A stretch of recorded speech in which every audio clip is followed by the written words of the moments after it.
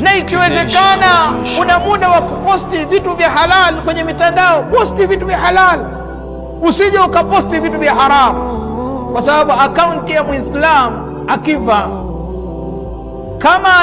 kama aliacha maovu yanaendelea maovu yale, ile akaunti inasoma, na kama aliacha mazuri ya halal inaendelea akaunti ile akaunti inasoma.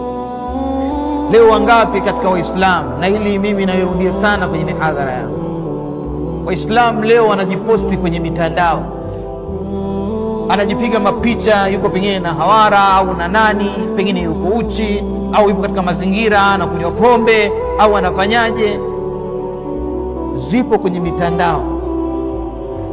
Lakini anacheza mziki, zipo kwenye mitandao, anamrusha mke wake, anamposti mke wake, mke hajavaa hijabu, mke yuko kwenye mazingira haya, yani kana kwamba anamkoadia, anamtongozea wanaume mke wake. Maana wanamuona mke wako, wanamuona mke, alitakiwa umuone wewe, leo wanamuona watu wengine.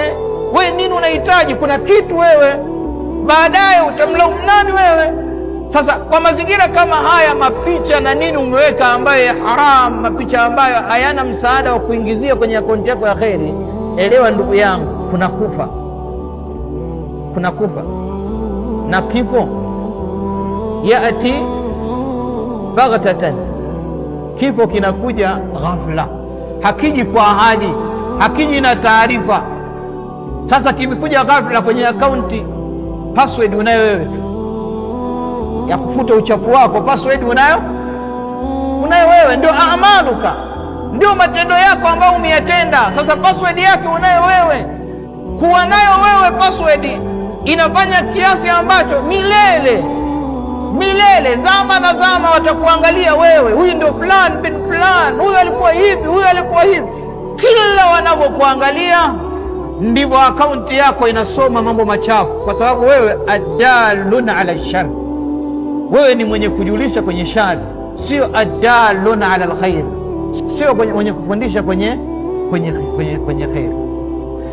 Wewe unafundisha watu maasi.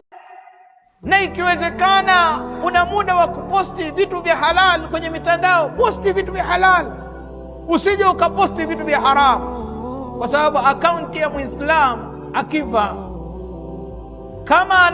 kama aliacha maovu yanaendelea maovu yale, ile akaunti inasoma, na kama aliacha mazuri ya halal inaendelea akaunti ile akaunti inasoma.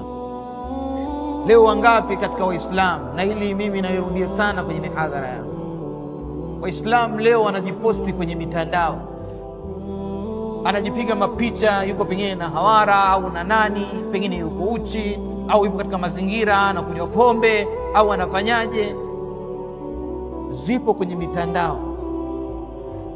Lakini anacheza mziki, zipo kwenye mitandao, anamrusha mke wake, anamposti mke wake, mke hajavaa hijabu, mke yuko kwenye mazingira haya, yani kana kwamba anamkoadia, anamtongozea wanaume mke wake. Maana wanamuona mke wako, wanamuona mke, alitakiwa umuone wewe, leo wanamuona watu wengine.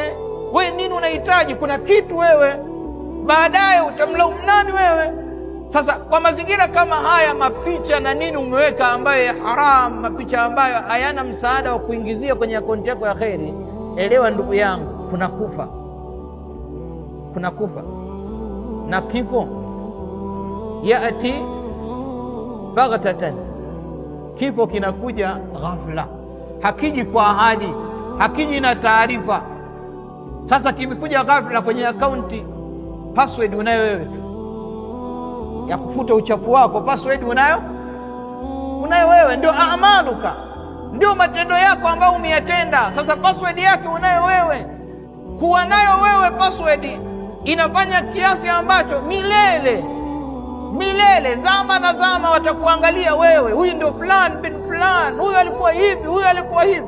Kila wanavyokuangalia ndivyo akaunti yako inasoma mambo machafu, kwa sababu wewe adalun ala shar, wewe ni mwenye kujulisha kwenye shari, sio adalun ala alkhair, sio mwenye kufundisha kwenye khair. Wewe unafundisha watu maasi.